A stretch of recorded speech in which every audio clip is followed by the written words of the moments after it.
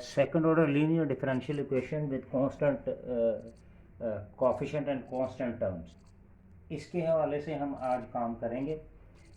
ये देखें, ये मेरे पास सेकंड ऑर्डर डिफरेंशियल इक्वेशन लिखी हुई है, y double prime T a1 y single prime t plus a2 y b।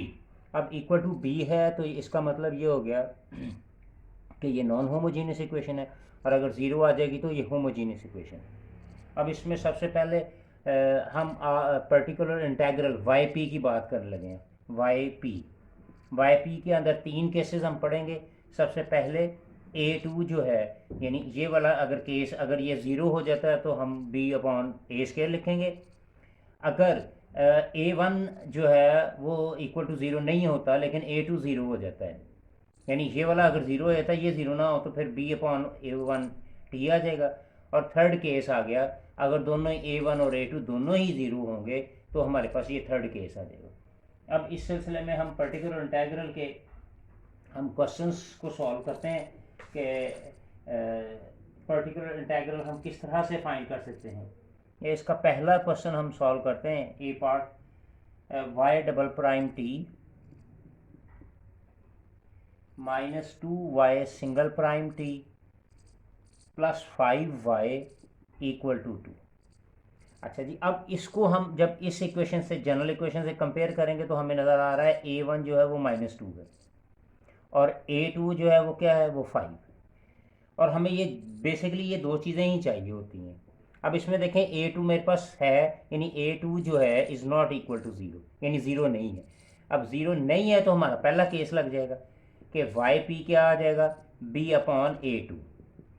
अब b मेरे पास क्या है, वो 2 दिया हुआ है, गिवन है हमें। b ये 2 आ गया, a2 का आंसर मेरे पास क्या आ गया, ये 5 आ गया, तो 2/5 आ गया। वाई पी जो है वो मेरे पास, ये हमारे पास पर्टिकुलर इंटेग्रल का पहला केस आ गया अगर हमें सेकंड ऑर्डर डिफरेंशियल इक्वेशन दी हो। इसी तरह से हम एक और पार्ट इसका बी पार्ट कर लेते हैं। y double prime T plus y single prime T equal to 7। अब इसमें देखें हमारे पास सिंपल ये a1 दिया हुआ 1, a2 जो है वो एब्सेंट है, वो ज़ीरो है, a2 ज़ीरो है। अब यहाँ पे सेकंड केस में देखें a2 ज़ीरो है लेकिन a1 ज़ीरो नहीं है, तो इसका मतलब ये सेकंड केस आ गया। तो मेरे पास पर्टिकुलर इंटेग्रल क्या आ जाएगा, वाई पी क्या आ जाएगा, वाई पी आ जाएगा b upon a1 t। b मेरे पास कितना है, गिवन है 2 है।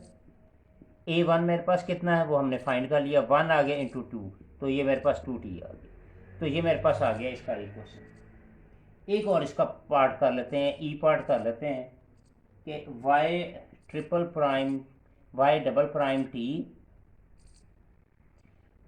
Prime T equal to 12।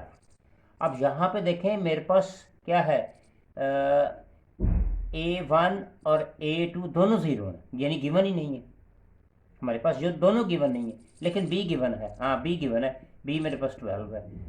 तो मेरे पास क्या आ गया, ये थर्ड केस आ गया। तो थर्ड केस को हम क्या सॉल्व करेंगे, कैसे सॉल्व करेंगे, Y P equal to B upon 2t square. तो b मेरे पास 12 आ गया, अपॉन t स्केयर आ गया, तो ये आ गया 6t स्केयर आ गया। तो ये तो थे हमारे तीन केसेस जो कि हमारे पर्टिकुलर इंटेग्रल से रिलेटेड थे। अब देखें यहाँ पे, अब हम कम्प्लीमेंट्री फंक्शंस को सॉल्व करने लगे हैं। अब ये जो सेकंड ऑर्डर डिफरेंशियल इक्वेशन ये मेरी थी, ये सेकंड ऑर्डर डिफरेंशियल इक्वेशन, इसी को अगर मैं लिखूँ, इसी को मैं लिखूँ तो ये मेरे पास बन जाएगी आर स्केयर, यानी डबल प्राइम को मैंने आर स्केयर लिख दिया, plus a1 r plus a2 is equal to 0। ये मैंने क्वाड्रेटिक इक्वेशन इसकी बना दी, ठीक है, जिससे फिर हमारे पास ये रूट्स निकल आए। इस इक्वेशन से हमारे पास ये रूट्स निकल आए, -a1 plus -a1 -4a2 upon 2, ये मेरे पास रूट्स आएगा। इसका मतलब ये मेरे पास दो रूट्स आए, एक पॉजिटिव की फॉर्म में, एक नेगेटिव की फॉर्म में। अच्छा, हमें ये पता है कि सम ऑफ द रूट्स जो होता है, यानी r1 प्लस r2 जो है, यानी इन दोनों को सम में अगर कर दूँ तो सम ऑफ द रूट्स जो होता है वो -a1 होता है, और जो प्रोडक्ट ऑफ द रूट्स होता है वो a2 के बराबर होता है। ये याद रखने वाली चीज़ है कि अगर हम ऐड करें तो आंसर -a1 आएगा, और अगर हम मल्टीप्लाई करें r1 r2 को तो आंसर मेरे पास a2 आएगा। अब इसके भी 3 डिफरेंट केसेस हैं, रियल एंड डिस्टिंक्ट केस है, फिर इसके अंदर रिपीटेड केस आएगा, और लास्टली फिर हमारे पास कम्प्लेक्स केसेस आएंगे।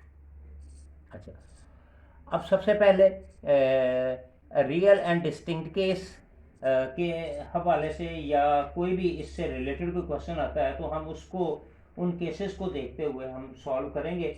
तो सबसे पहले मैं एक क्वेश्चन ले लेता हूँ और उसके ज़रिए देखते हैं हम हमारे पास कौन सा केस आएगा और किस तरह से हम इसको इवेलुएट करेंगे।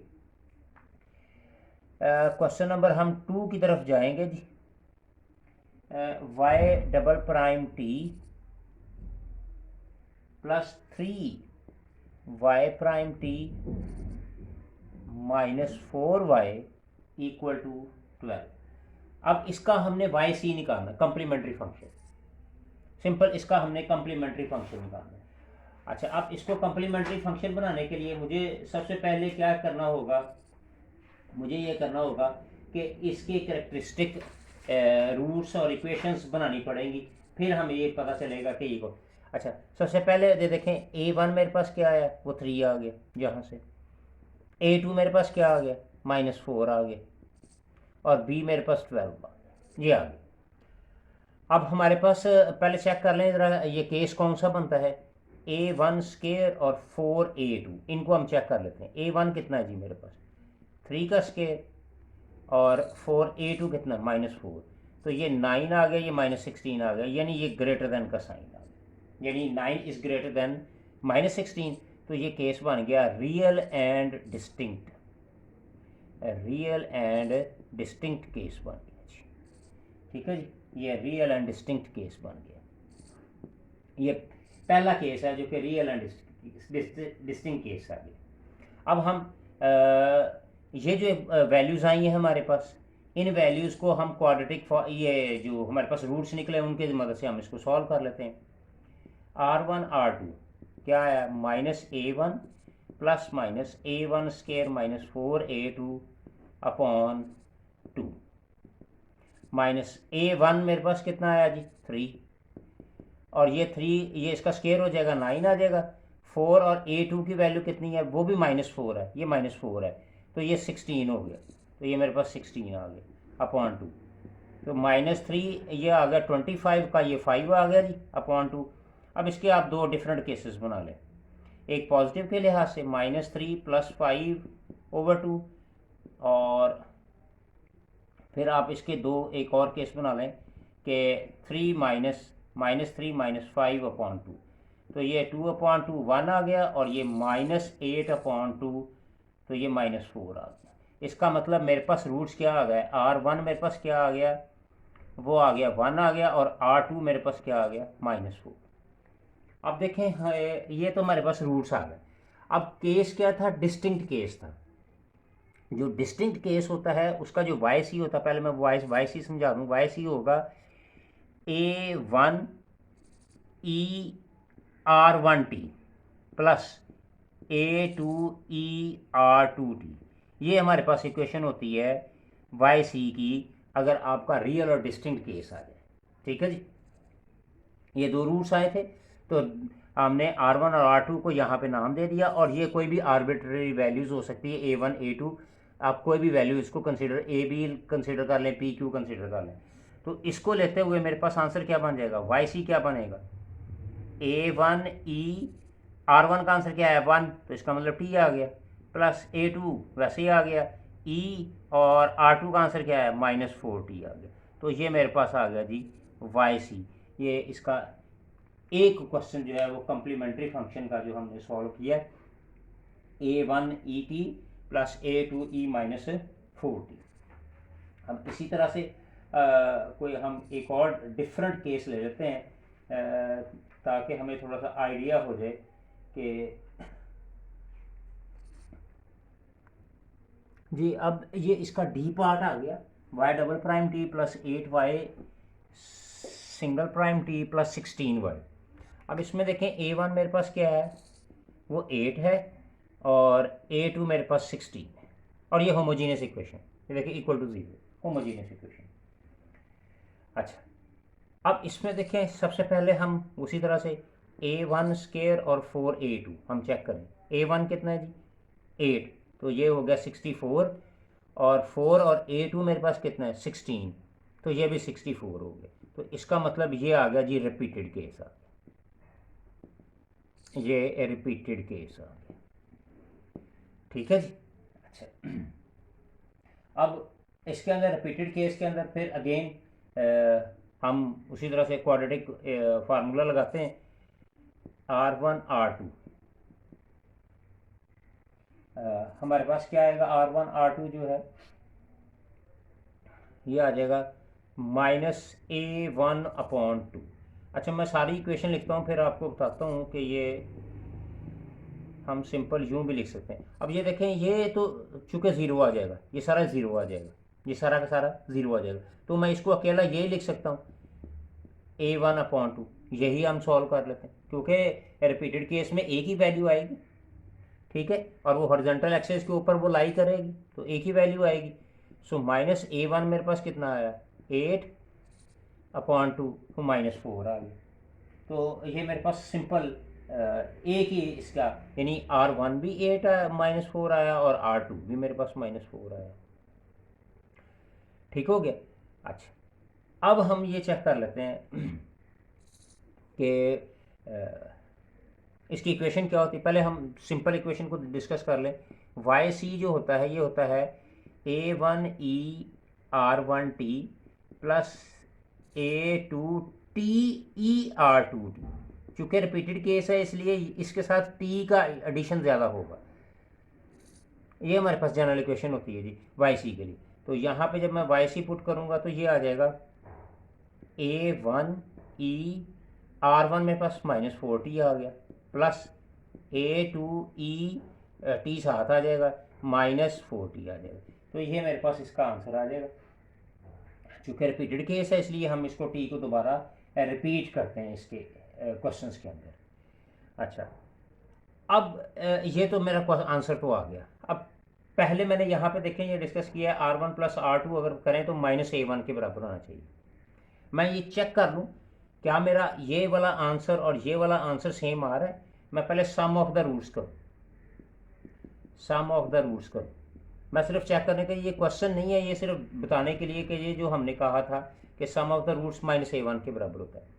अब मेरे पास रूट्स क्या है, एक ये है एक ये रूट है, यानी मेरे पास आ गया -4 -4, तो ये -8 आ गया। ठीक है जी। और ये क्या था R1 + R2 किसके आएगा -A1 के आ गया, तो इसका आंसर -8 आ गया, तो इसका आंसर भी -8 आ गया। तो हमारी ये कंडीशन ठीक होगी। और सेकेंडली हमने क्या कहा था, प्रोडक्ट कहा था कि प्रोडक्ट जो है प्रोडक्ट ऑफ द रूट्स, तो -4 को -4 से मल्टीप्लाई करें तो 16 आ जाएगा, और 16 को आप चेक करें, ये देखो ये A2 के बराबर आ गया, तो that is equal to A2। तो ये दोनों कंडीशन हमारी फुलफ़िल हो रही हैं। तो ये था हमारे पास क्वेश्चन नंबर 2 का डी पार्ट था कि जिसके अंदर हमने वाई सी निकाल लिया, वाई सी को डिस्कस कर लिया कि वाई सी किस तरह से फाइंड करते हैं।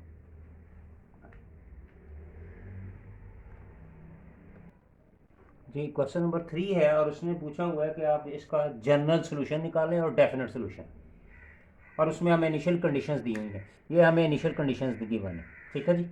सबसे पहले हम क्या करेंगे, पर्टिकुलर इंटेग्रल निकालेंगे, और पर्टिकुलर इंटेग्रल फिर वाई सी, और फिर बाद में हम वाई टी निकालेंगे। तो सबसे पहले हम A1 देखें हमारे पास क्या है। A1 मेरे पास क्या आ गया 3, A2 मेरे पास क्या आ गया -4, और B मेरे पास क्या आ गया 12 आ गया। तो अब यहाँ पे देखें A2 गिवन है, इसका मतलब A2 is not equal to 0, तो पहला ही केस आ गया हमारे पास वाई पी का, पर्टिकुलर इंटेग्रल B/A2। B 12 है, A2 मेरे पास 4 है, तो ये -3 आ गया मेरे पास। ठीक है जी। अब हम इसका रूट्स निकाल लेते हैं कि रूट्स क्या निकलेंगे। R1 R2 minus A1 + -A1 square -4A2/2। अब इसमें हम वैल्यूज पुट कर लेते हैं ज़रा। A1 -A1 क्या है 3, इसका स्केयर लेंगे तो ये 9 हो जाएगा, और A2 से मल्टीप्लाई करेंगे, A2 से -4 है तो ये प्लस हो जाएगा, और ये हो जाएगा 16/2। तो ये आ गया -3 प्लस -25 आ गया अपॉन 2 आ गया। तो ये -3 प्लस -5/2। देखें यहाँ पे इसका आंसर क्या आ जाएगा। इसको मैं अगर डायरेक्टली सॉल्व करूँ तो ये आ जाएगा R1 R2 का 1 और ये आ जाएगा 4 आ जाएगा, -4 आ जाएगा, 1 और -4। सो YC मेरे पास क्या आ जाएगा, A1ET प्लस A2E -4T। ये आ गया, ये YC। अब YT क्या होता है, YC plus YP that is equal to YC मेरे पास क्या आ गया, A1ET प्लस A2E -4T और YP का आंसर वो -3 आया हुआ, लुक एट दिस -3। तो ये मेरे पास आ गया। अब हम सबसे पहले इसकी इनिशियल कंडीशन लेते हैं। इसके अंदर हम इनिशियल कंडीशन पुट करते हैं, Y 0 पुट कर दिया, A1E इसके अंदर भी 0 पुट कर दिया, प्लस A2E 0 -3। तो इसका आंसर देखो उसने क्या दिया हुआ है 4। A1 E नॉट E0 क्या होता है 1, ये भी 1 आ गया। सो A1 प्लस A2 -3। सो A1 प्लस A2 किसके आ गया, 7 के। पहली क्वेश्चन आ गई। अब हम क्या करते हैं, इसी का हम डेरिवेटिव लेते हैं, क्योंकि हमें ये सेकंड ये कंडीशन दी हुई है। तो हम इसका जब डेरिवेटिव लेंगे तो y प्राइम हो जाएगा। देखें इसका जब डेरिवेटिव लेंगे A1ET एज इट इज और पावर का derivative 1 plus A2E -4T as it is और पावर का डेरिवेटिव क्या आएगा, -4 और कांस्टेंट का 0 हो जाएगा। तो ये मेरे पास आ गया जी, डेरिवेटिव आ गया। अब हम पुट क्या करेंगे, इनिशियल कंडीशन T0, क्योंकि यहाँ पे 0 दिया हुआ है। तो ये आ गया 0 आ गया, ये 0 आ गया जी। और A1E0 -4 A2E0 और इसकी इनिशियल कंडीशन क्या दी हुई, 2 दी हुई है। अब ये क्या बन गया, ये 1 बन गया, ये भी 1 बन गया, तो 4A2 हो गया। ये मेरे पास सेकंड इक्वेशन आ गई। अब फर्स्ट और सेकंड दोनों को हम कंपेयर कर लेते हैं, यानी हम इनको सॉल्व कर लेते हैं। A1 A2 = 7 क्या आ जाएगा, ये कैंसिल आउट हो गया। ये मेरे पास आ गया -5 A2 = -5 A2 मेरे पास आ गया जी 1 आ गया। अब इसको पुट कर देते हैं, किसी एक में पुट कर देते हैं, put in 1। So A1 plus A2 7 था, A1 मेरे पास वैसे ही आ गया, A2 के अंदर 1 पुट किया 7, सो A1 क्या आ गया मेरे पास 6 आ गया। A1 6 आ गया और A2 मेरे पास क्या आ गया, ये मेरे पास आ गया 1। तो अब इसके अंदर हम जब पुट करेंगे तो ये मेरे पास डेफिनेट इंटीग्रल, ये मेरे पास आ गया डेफिनेट आ गया। तो ये आ गया 6ET प्लस और A2 का आंसर 1 आ गया, सॉरी A2E भी आएगा यहाँ पे। तो E की पावर -4T -3। तो ये मेरे पास आ गया जी आंसर इसका, क्वेश्चन नंबर 3 का, जो कि उसने कहा था इसका डेफिनेट सोल्यूशन और जनरल सोल्यूशन आप इसका निकाल के दे दें।